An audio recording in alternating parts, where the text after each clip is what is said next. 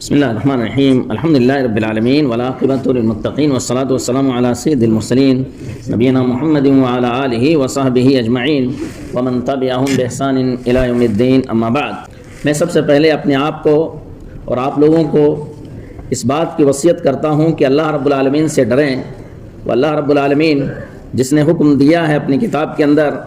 یا ایھا الذین آمنوا ارکعوا واسجدوا واعبدوا ربکم وافعلوا الخیر لعلکم تفلحون۔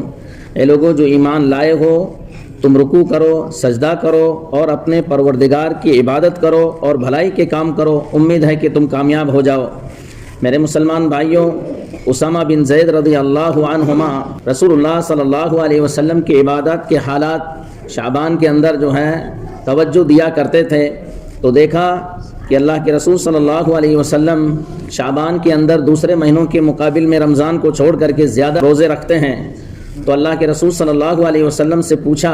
اسامہ بن زید رضی اللہ تعالیٰ عنہ نے کہ اللہ کے رسول صلی اللہ علیہ وسلم آپ اس مہینے کے اندر زیادہ روزے کیوں رکھتے ہیں؟ تو اللہ کے رسول صلی اللہ علیہ وسلم نے اتنی اہم بات کہی کہ اگر کوئی سن لے تو غافل آدمی اس کی زندگی ہی بدل جائے۔ اللہ کے رسول صلی اللہ علیہ وسلم نے جواب دیا، ذالک شہر یغفل الناس عنہ بین رجب و رمضان وهو شهر ترفع فيه الاعمال الى رب العالمین فاحب ان يرفع عملی وانا صائم۔ اللہ کے رسول صلی اللہ علیہ وسلم نے فرمایا کہ یہ ایسا مہینہ ہے کہ جس سے بہت سارے لوگ غافل رہتے ہیں۔ یہ رجب اور رمضان کے درمیان کا مہینہ ہے اور جس کے اندر اعمال اللہ رب العالمین کی طرف بلند کیے جاتے ہیں، پہنچائے جاتے ہیں، اور میں پسند کرتا ہوں کہ اس کے اندر میرا عمل اس حال کے اندر اللہ رب العالمین تک پہنچے کہ میں روزے کی حالت میں ہوں۔ میرے مسلمان بھائیوں، اللہ رب العالمین کا ہم شکر ادا کرتے ہیں کہ اللہ رب العالمین نے شعبان کو بالکل ہمارے لیے قریب کر دیا ہے اور اس کے اندر ایمانی خوشبوئیں ہوتی ہیں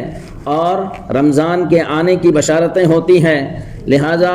یہ ایسا مہینہ ہے کہ حافظوں اور قاریوں کا مہینہ ہے۔ اس کے اندر اللہ رب العالمین کی طرف اعمال بلند کیے جاتے ہیں۔ ہماری پریشانی سب سے بڑی یہ ہے کہ ہم ہر سال رمضان کے اندر عبادت صفر سے شروع کرتے ہیں، ہم لوگ غافل رہتے ہیں، اسی بنا پر اطاعت و عبادات کے اندر صفر سے شروع کرتے ہیں، پھر ہم تھوڑے تھوڑے آگے بڑھنے لگتے ہیں، یہاں تک کہ ابھی عبادت کا مزہ بھی نہیں چکھ پاتے ہیں کہ رمضان ختم ہو جاتا ہے اور صحیفے بند ہو جاتے ہیں۔ پھر ہم لوگ کہتے ہیں کہ آئندہ سال اس کمی کو پورے کریں گے اور آئندہ سال بھی وہی حال ہوتا ہے۔ میرے مسلمان بھائیوں، جو آدمی چاہتا ہو کہ عبادت کے اندر قوی ہو، اطاعت کے اندر ثابت ہو، نمازوں کے اندر خشوع اختیار کرے، تو وہ اسی وقت سے شروع کرے رمضان کے لیے۔ سلف صالحین رحمہم اللہ اس حقیقت کو خوب اچھی طرح جانتے تھے۔ ابو بکر بلخی رحمہ اللہ کہا کرتے تھے، شہر رجب شہر الزرع و شہر شعبان شہر السقی و شہر رمضان شہر الحصاد۔ کہا کرتے تھے کہ رجب کا جو مہینہ ہے یہ بونے کا مہینہ ہے، شعبان کا جو مہینہ ہے یہ پلانے کا مہینہ ہے، اور رمضان کا جو مہینہ ہے یہ پھل توڑنے کا مہینہ ہے۔ تو جو شخص نہ بویا ہو رجب میں اور نہ شعبان کے اندر پلایا ہو تو رمضان کے اندر وہ کیسے جو ہے اپنے پھل توڑے گا؟ اگر ہم چاہتے ہیں کہ ہمارا یہ رمضان المبارک سب سے اچھا ہو، ہمارے دل بالکل صاف ہوں، ہماری عبادتیں خشوع اور خضوع کے ساتھ ادا ہوں اور اللہ رب العالمین ہماری عبادتوں کو قبول کریں، تو ہم اسی وقت سے شروعات کرتے ہیں۔ اپنے دلوں کو بغض، حسد، کینہ، دشمنی سے پاک کرو، اپنے توبہ کی تجدید کرو، گناہوں سے معافی طلب کرو اور تمام گناہوں سے معافی طلب کرو، چاہے چھوٹے ہوں یا بڑے ہوں، یہاں تک کہ جب رمضان آئے تو آپ کا دل بالکل صاف ہو، پاک ہو، کیونکہ رمضان جو ہے عطر ہے، اور عطر جو ہے گندے کپڑوں کے اوپر نہیں لگایا جاتا ہے بلکہ صاف ستھرے کپڑوں کے اوپر لگایا جاتا ہے۔ لہٰذا یہ جو مہینہ ہے یہ دلوں کو دھونے کا مہینہ ہے، اور رمضان کا جو مہینہ ہے وہ عطر والا مہینہ ہے۔ اور میرے مسلمان بھائیوں، میں آپ کو اس بات کی بھی وصیت کرتا ہوں کہ اس مہینے کے اندر زیادہ سے زیادہ روزے رکھو، کیونکہ اللہ کے رسول صلی اللہ علیہ وسلم اس مہینے میں زیادہ روزہ رکھا کرتے تھے۔ عائشہ رضی اللہ تعالیٰ عنہ کہتی ہیں، لم یکن رسول اللہ صلی اللہ علیہ وسلم فی الشہر من السنہ اکثر صیاما منہ فی شعبان، کہ اللہ کے رسول صلی اللہ علیہ وسلم سال بھر کے روزوں میں سب سے زیادہ جس مہینے کے روزے رکھا کرتے تھے وہ شعبان کے روزے تھے، رمضان کے علاوہ۔ یہ حدیث بخاری اور مسلم کے اندر ہے۔ لہٰذا میرے مسلمان بھائیوں، اس مہینے کے اندر روزوں کا اہتمام کرو، اور خاص طور پر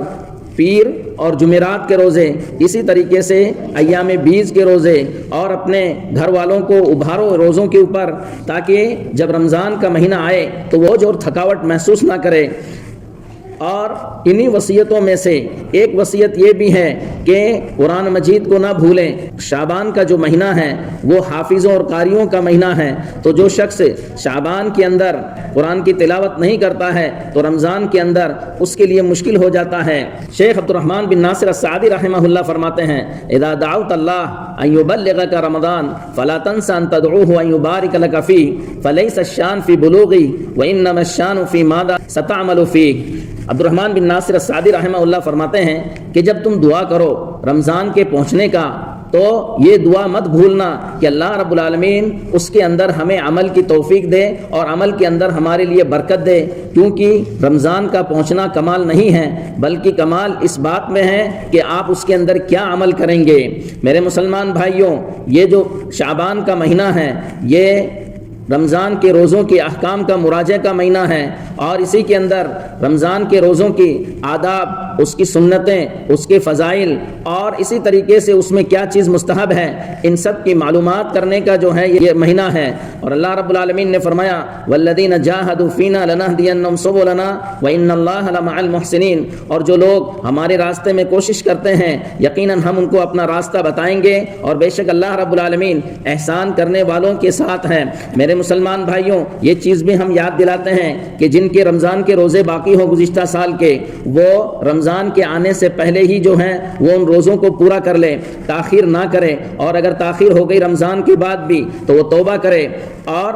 قضا کریں۔ اور بعض اہل علم کہتے ہیں کہ ہر روزے کے بدلے فدیہ بھی دے۔ میرے مسلمان بھائیوں، اللہ کے رسول صلی اللہ علیہ وسلم شعبان کے اندر شب برات نہیں منایا کرتے تھے، اور نہ خوشی کا اظہار کیا کرتے تھے، نہ کوئی خاص نمازیں پڑھتے تھے، نہ کوئی ذکر و اذکار کرتے تھے، نہ مسجد میں جمع ہوتے تھے، نہ نظمیں اور قصے کہانیاں پڑھا کرتے تھے، بلکہ رسول اللہ صلی اللہ علیہ وسلم کا جو عمل تھا وہ صرف اور صرف شعبان کے اندر جو ہیں روزے رکھا کرتے تھے۔ اسی طریقے سے جو لوگ 15 شعبان کو روزہ رکھتے ہیں وہ بھی صحیح نہیں ہیں۔ اللہ سے دعا ہے کہ اللہ رب العالمین ہمیں رمضان تک پہنچا اور رمضان کو ہم تک پہنچا، اور رمضان کے اندر ہمارے لیے برکت دے، اس کے دنوں کے اندر، اس کی راتوں کے اندر، اور ہمیں ان اعمال کی توفیق دے جس سے تو راضی ہو جائے۔ آمین۔ وآخر دعوانا الحمدللہ رب العالمین۔ جزاکم اللہ خیرا، والسلام علیکم ورحمۃ اللہ وبرکاتہ۔